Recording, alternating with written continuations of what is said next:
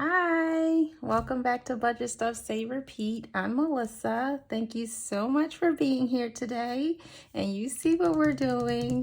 We're still moving slow and steady on this 100 envelope challenge. So thank you so much for being here. If it's your first time and if you're returning, I appreciate you so much.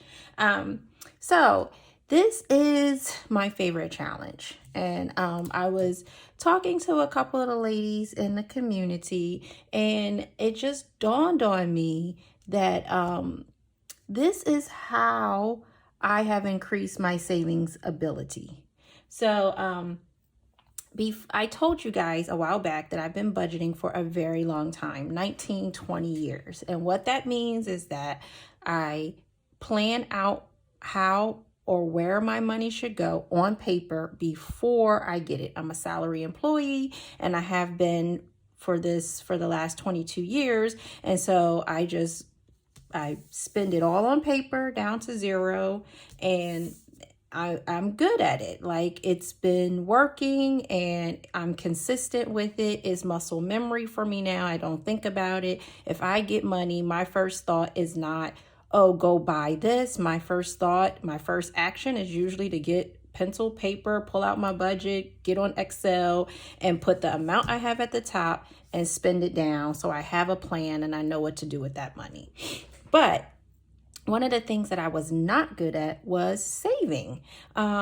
We had some savings, but really our plan of action was to put things on credit card. And because we have a decent income, we would just pay it off. It was like no big deal. If we wanted to go on vacation, $3,000, put it on a credit card, have that credit card paid off in 3 or 4 months. And that's the way we rolled. And it wasn't the most comfortable. It made me annoyed, but it was like, the reality is we could do it, so we did.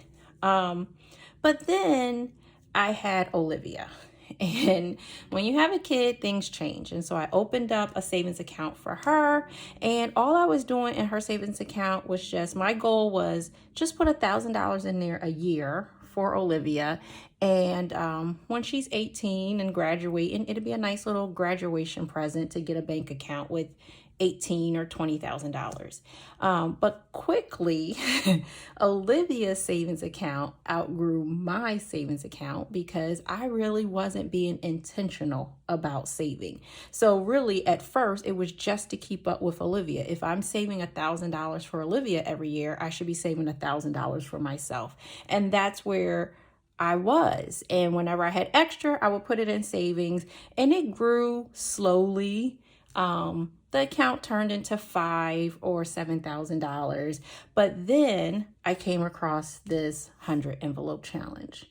And last year I did it one time from just my blow money. My blow money is the money that me and my husband, it's like our allowance. He gets a portion, I get a portion. We can do whatever we want with that money. I took my blow money and did the 100 envelope challenge, and I saved the 500 in 8 months. And it just blew my mind. It was like, wow, I really did not consider saving money. It just wasn't big on my to-do list. And by me doing that, I funded a lot of my discretionary spending for this year, 2023. And so with that, it opened up my blow money even more. So I challenged myself to do 10,000. So that's where we are. This is slow. And I like how Tracy from Golden Girl Budgets put it when she left a comment, like, this is delayed gratification. And I'm okay with that. Like, I'm okay because, one, I know that in 2024, I have the potential now to dream a little bit more, have more discretionary money to do more things that I want to do, or I have more money to invest, or just to save. But ultimately, this is the challenge that put me on a savings path. So I love it. I don't care how you do it or how long it takes. This is very satisfying. It's a lot of fun too to unstuff, but I just wanted to say those things because I'm like, it's not just for me stuffing in an envelope. Like, this really did change my way of thinking about saving and my ability to save. So with that, let's go ahead and count this money and jump into it. 10, 20, 25, 30, 35, 37, 38, 39, 40. So we're at $400. I'm going to shout out Lisa from Figuring Out Retirement. She was counting the way I did. I was tickled pink. I was jumping up and down. I just thought it was so hilarious and I loved it. But yeah, Lisa, thank you. Thank you for trying it. And I know some of you still are like, I don't know why you do it that way and I don't get it, but it just works out in my brain.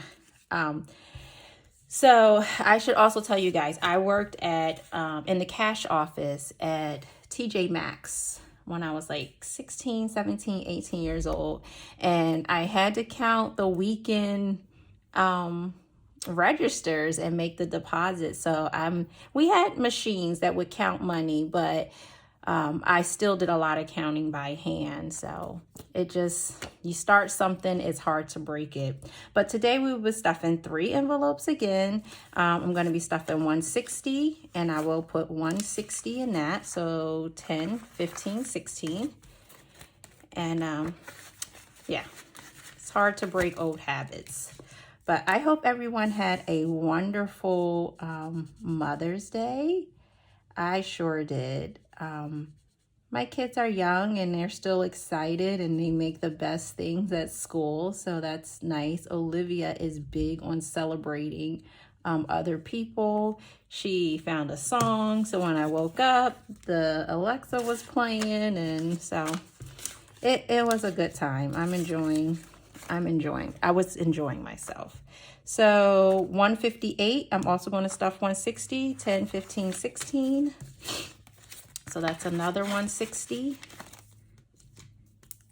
Yeah. So this is it's coming along. It looks great.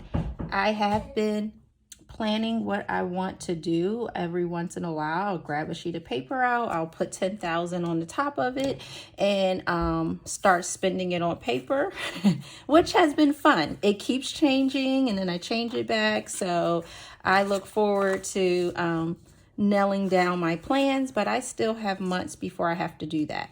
So the last one is 78 and I have 5, 7, 8. So $80 will go into the 78. So I do encourage you guys to do that. I don't know if I read this, if I saw this, but once I think I did, I read an article where they surveyed a lot of millionaires and they wanted to know what they had in common.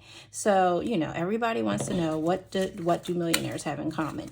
And they couldn't find like one, this is what it is to be a millionaire.